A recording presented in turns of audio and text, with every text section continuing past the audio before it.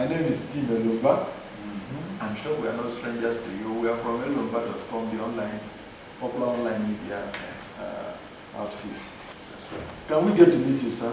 I am Chekwas Okorie, the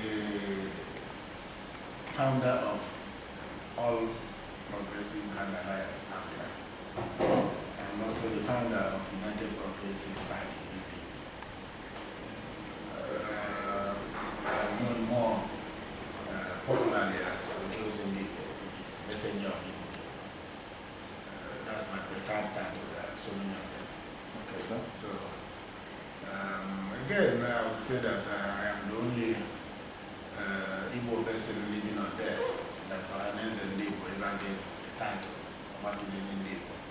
And that title was given to me on account of my founding ABGA. Because when ABGA was founded, it became the very first political party founded in Nigeria based on Igbo initiative. So it was a milestone. And Ohaneze, under the leadership of Justice, Honorable Justice, is also gave me that title of Igbo. And it became the first time Ohaneze ever gave me a title.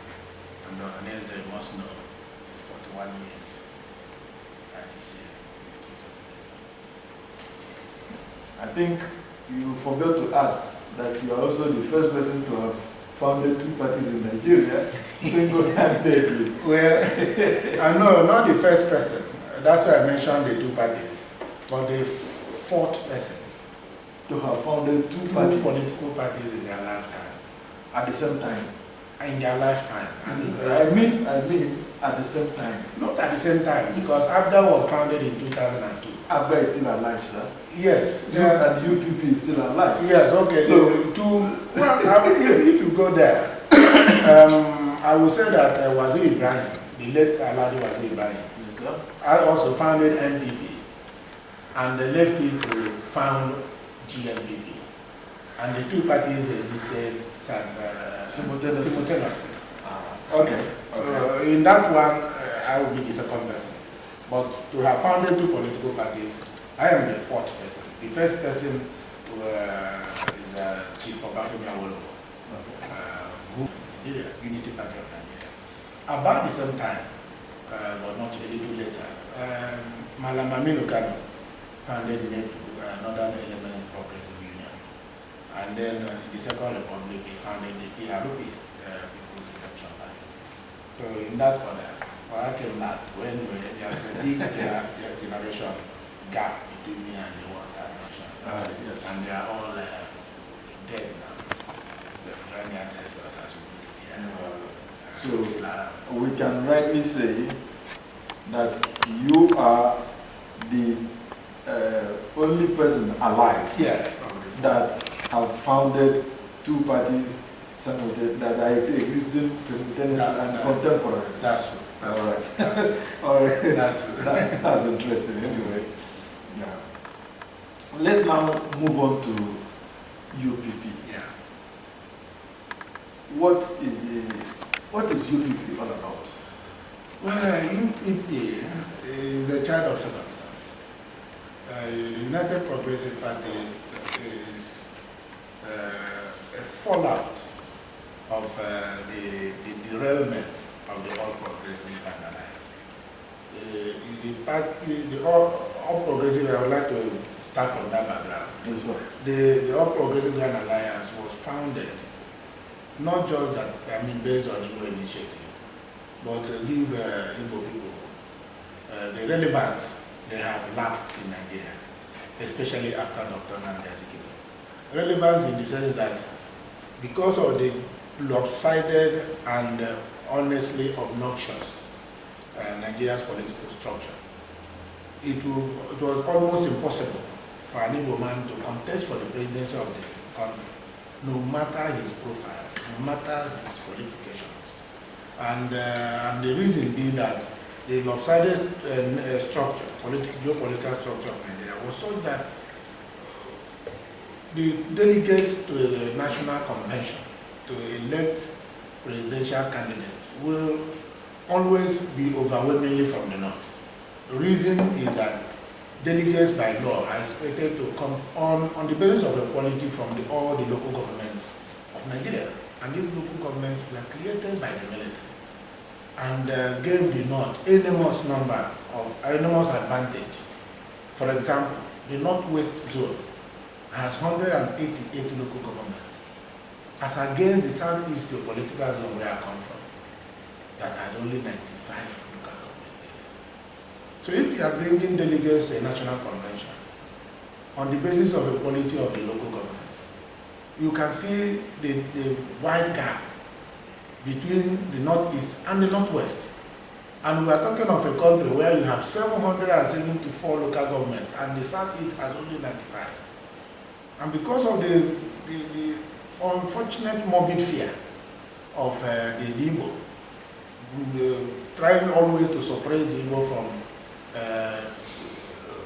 achieving certain political relevance, especially the presidency, it became necessary that we founded a political party that would be sympathetic to Igbo presidential aspiration and political agenda.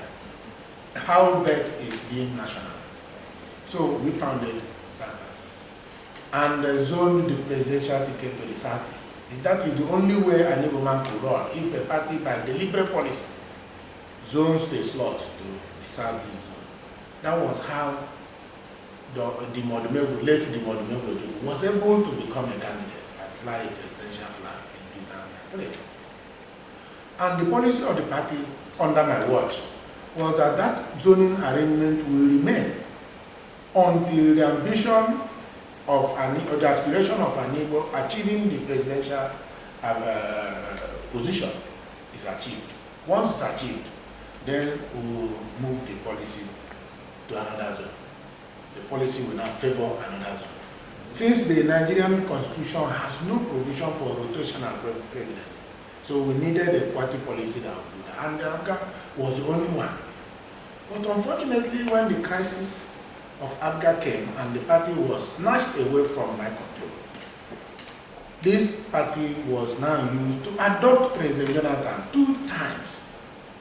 In 2011 general election, ABGA adopted President Jonathan. He is not an Igbo. In 2015, ABGA adopted the same person. But of course, by then, we had gone ahead to end the leadership crisis in ABGA and then founded a UPP on the same policy trust. And that was how we zoned it back to the Southeast again. And of course, I now contested for the presidency of on the platform of UPP in 2015 general presidential election. And now, 2019 is around the corner. The party has maintained the policy of zoning that slot to the Southeast. And that is the only way an Igbo man will fly a presidential flag come 2019. Otherwise, it's not possible. Now, having dealt with that, it is because UPP is therefore a political party that has decided to be radically pro-self-determination. We recognize that the only way Nigeria can make progress and become stable is to restructure Nigeria politically. The only way Nigeria can become stable and even grow is to allow the federating units the latitude to develop at their own pace. In other words, bring about true federalism. And in bringing about true federalism, we will also be talking about fiscal federalism. We will also talk about the evolution of power. And we believe that the security of this country is too concentrated in the hands of the police. I mean, civil security. So we said state police would be ideal for a country as large as Nigeria. While we still have federal police, but we have state police and indeed community policing. In that way, every citizen has a stake in the policing job. And in that way, there will be greater security. So these are some of the highlights, the major underpinnings of UPP ideology, which many other political parties are not interested in. we are also saying that political prisoners and prisoners of conscience under a UPP government will be released, because we want to see the principle of freedom of speech as entrenched in the Constitution put in practice. Freedom of association, freedom of worship. All of these things are things that are not well practiced by the parties that have been in power, that have made the Igbo people and other ethnic nationalities feel like they are in one large prison called Nigeria, instead of a country in which they feel happy and free as equal citizens. So these are some of the things that define UPP as different from other political. Well, sir, Anambra election 2017 is around the corner, in November. I know you have very high interest in Anambra State, even though you are from Abia State. Can you enlighten us a bit what the stance of UPP as a party, and then the stance of Dr. Chekwas Okorie as an individual in Anambra elections? Well, well, let me say that my stand and that of the party that I lead are interwoven. It's difficult to separate. First of all, it is by divine providence that Anambra governorship election is coming in this year, 2017. About a year and a half, or more than that, to the general election of 2019. And it is very, very important and critical to the entire Igbo race, home and abroad, that the UPP wins Anambra. The reason is simple. There is the desire of Igbo people to achieve political unity is highest at this time. The fact that in Southeast, where there are only 5 states, 3 political parties are ruling there, is a source of pain, because there is no synergy. They are operating from the 3 different national leaderships, 3 different manifestos, and that is why they are. Whereas this is a place that the 5 governors can very well sit down and draw one economic blueprint for the entire country. It would have been very easy for them to have an energy program that will supply electricity to the 5 geopolitical zones at minimum cost, because it is done jointly. And you know what that means in terms of boosting the economy of the area. The Southeast geopolitical zone can be turned, in spite of the political boundaries, the zone can easily be turned into one large Dubai, one large industrial cluster that will be the envy of even the world. But because of this political balkanization of the area, nothing is. It's as if forces outside Igbo land conspire to make sure that we don't achieve unity. So we want to break that james, and we are focusing the attention of practically every Igbo person, whether he is from Anambra or not, to the Anambra election. And because of the type of ideology which I have enumerated earlier, that the UPP is promoting, it has attracted attention. For instance, even though we may go to that one more elaborately later, all the pro self-determination groups, if you like, separatist groups, there are many of them. 99% of them have endorsed UPP as a political party.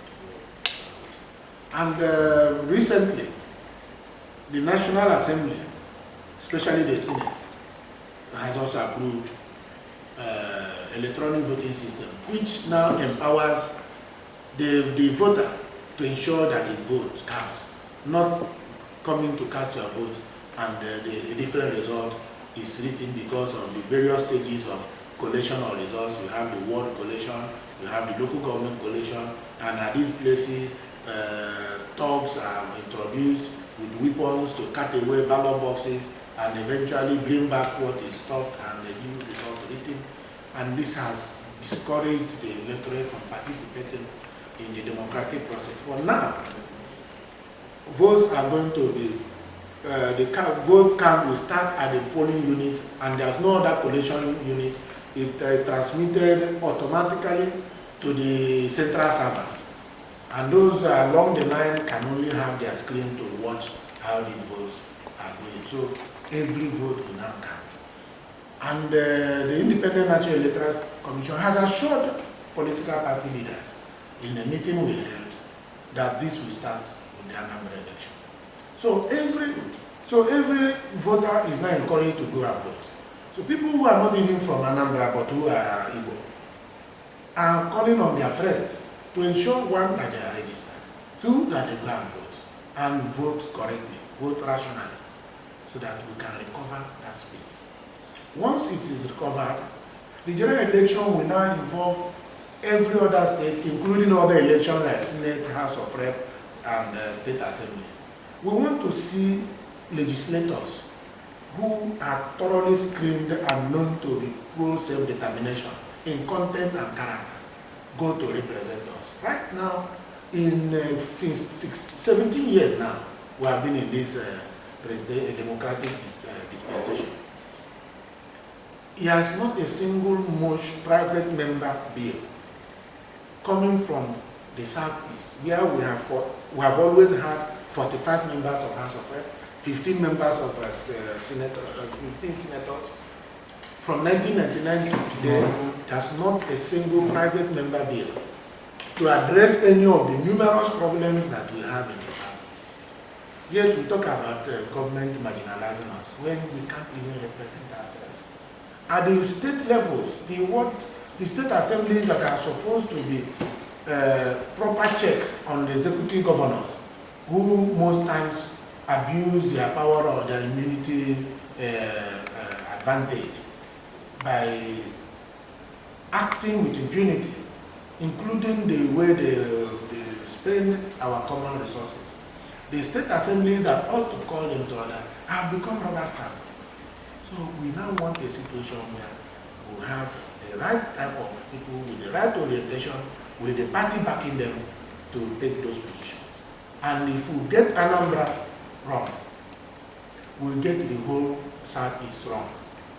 And like we said to people, the Anambra election coming up in November is like another Biafran war.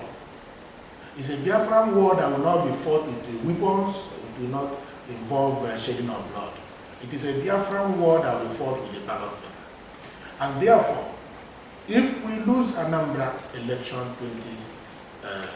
2017, we have lost the Biafran war a second time, and it will be a tragedy. So we are working hard on that.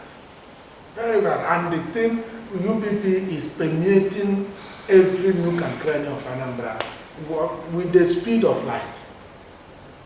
I believe by the time we get to July, August, when INEC timetable says political parties can now conduct their primaries and elect their candidates, the UPP would have become household name.